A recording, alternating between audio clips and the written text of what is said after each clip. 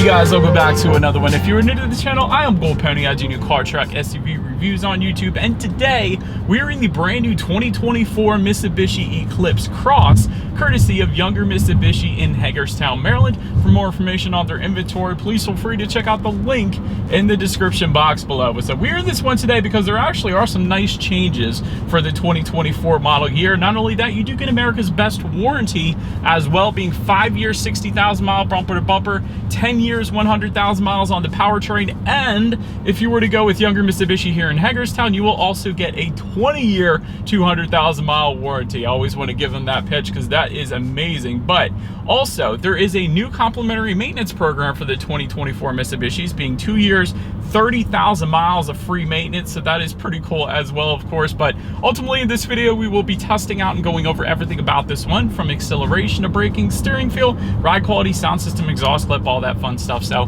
having said all of that, what do you guys say? Let's just go ahead and jump right into it. And as always, let's start with pricing. And so as you can imagine, there are several different trim levels for the 2024 Eclipse Cross.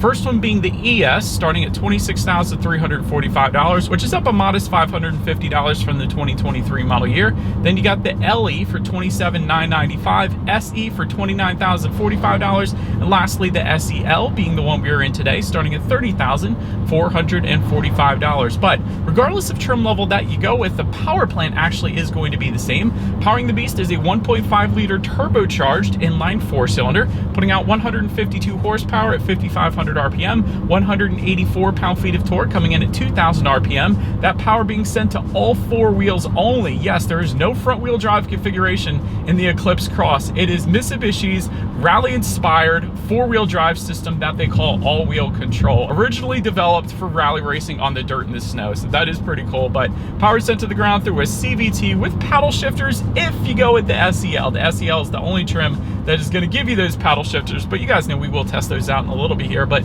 0 to 60 time coming in at approximately 8.6 seconds, with MPG numbers coming in at 25 in the city, 28 on the highway for the ES trim level, but then 25 city, 26 on the highway for all other trim levels taking regular unleaded fuel. But so now, before we do any kind of fun acceleration or paddle shifter test here in the Eclipse Cross, I did want to mention to you guys, there is an eco mode drive mode located just in front of the shifter that is going to just shift points of throttle response, essentially giving you a little better MPG. So always like to mention the drive modes before I do any kind of fun accelerations in these cars. So now, having got that out of the way, what do you guys say? Let's go ahead and find it straight away.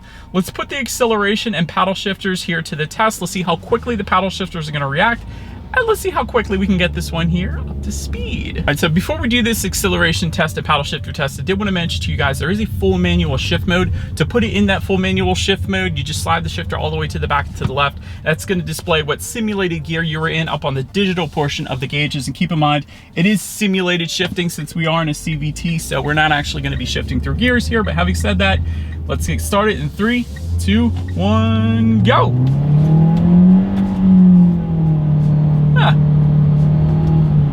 Nah, it still feels like a CVT, but it is pretty darn quick. It's actually a lot quicker than I expected, so no issues in merging onto the highway. But having said that, the paddle shifters do kind of feel like high quality, so I do like that.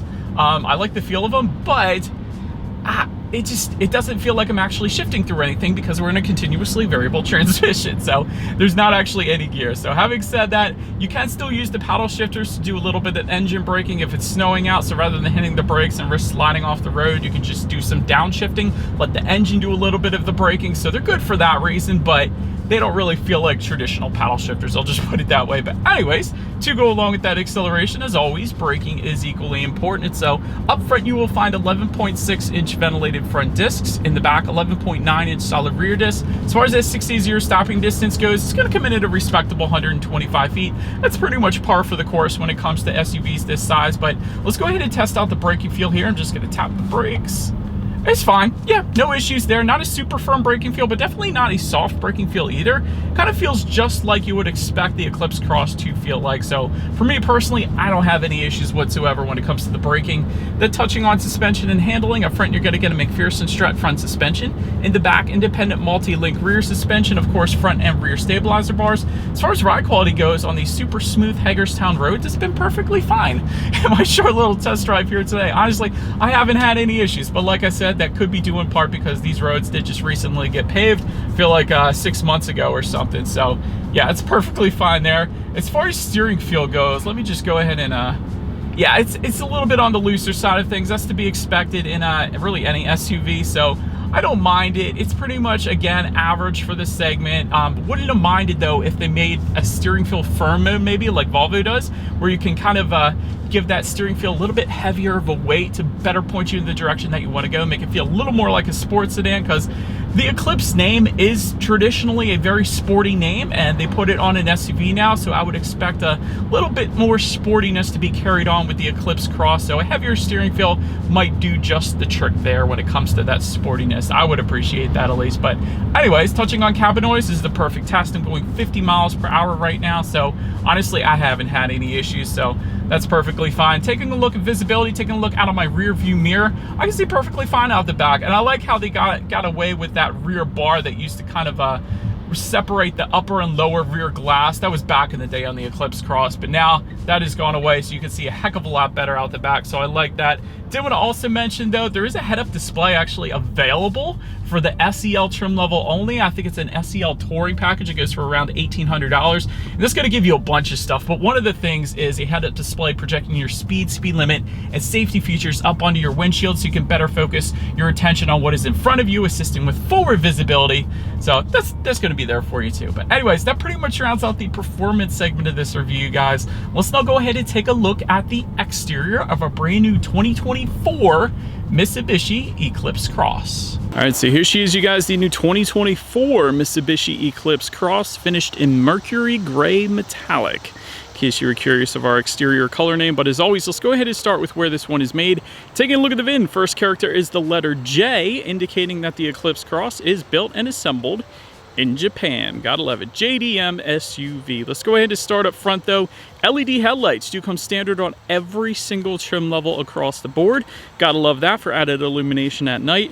You do get LED daytime running lights with that, of course. There's also LED fog lights that come standard for all trim levels. Those headlights, by the way, are automatic for the SE trim level and up, and you will get automatic high beams then for the LE trim level and up. So if you have your high beams on at night and it senses a vehicle come in the opposite direction, it's going to automatically dim them back to low beams. Then when the vehicle is gone, it's going to automatically bounce it back up to high beams for you, though. So love that feature. You do have some chrome accenting surrounding the headlights, just like the Outlander. I think that definitely looks good.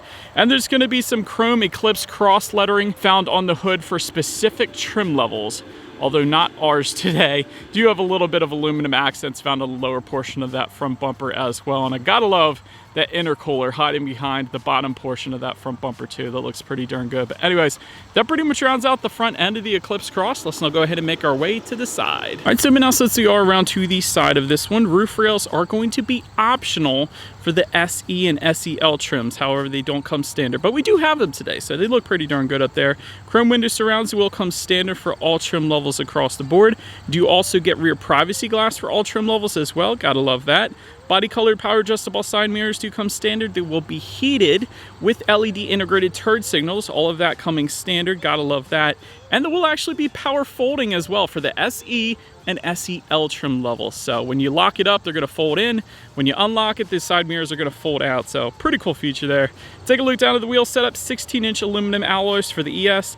18-inch black painted aluminum alloys for the LE, and then 18-inch two-toned alloys for the SE and the SEL. So that's what you guys, of course, are currently looking at. And I love the body-colored side skirts on this thing as well. Not every SUV out there does that. Most of them actually will give you matte black side skirts along with the fender surrounds there, which we do have, but the body-colored side skirts definitely make this one look a little bit better. So big fan of that. But now, let's go ahead and check out the back of this one. All right, so but now since we are around to the back of this one, body colored shark fin antenna all the way to the top. Take a look at that rear spoiler though, because it is going to differ depending upon the trim level that you go with. So you get this more aggressive rear spoiler for the SE and SEL trim levels. However, with the ES and the LE, it's going to be a much more tamed rear spoiler, so nowhere near as aggressive as what you guys are currently looking at. So I love this look. I reviewed the other look last year, but both of them look good, but this one definitely looks more aggressive. So Big fan. Rear window wiper, of course, does come standard as well. LED taillights, you do get those for every single trim level across the board, so added illumination at night there. I do like the Eclipse Cross lettering spelled out horizontally just below the Mitsubishi logo there. That also looks good. And if you were to go up underneath of this thing, as I'm trying to get here for you guys, there actually is a single exhaust outlet tucked away. So having said that, I do believe you guys know what we have to do next. Is always here is that exhaust clip.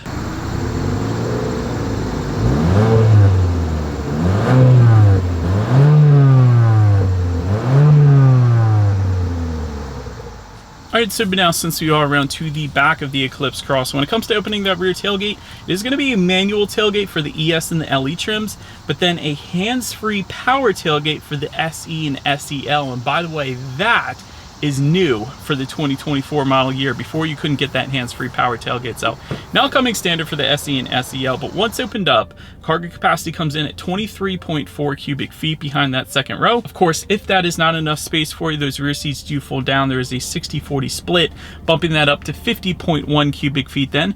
There is a cargo cover that comes standard back there. You got cargo lighting. There are tie-down anchors. There's a grocery bag hook as well. And then if you were to lift up underneath of that cargo floor, you will find a spare tire underneath of the cargo floor then as well. But anyways, then make your way up to the rear legroom. That comes in at 37.1 inches. For reference, I'm an even 6 feet tall. This is how much space I had back there. You do have some seat mat pockets that come standard. There's a rear center armrest with cup holders. There's a USB-A and USB-C charging ports back there, so you got 2 of those. There are heated rear seats available on the SEL. We have that option, so I had to mention it. So spoil the rear passengers a little bit. We got heated rear seats. That's pretty cool. The only constructive criticism, honestly, that I can think of for the rear passengers is there's no rear ventilation that I see. So no rear air vents, unfortunately. But then make your way up to the front seats. Cloth seating coming with the ES and LE trim levels. Leather suede combination for the SE. I love that setup.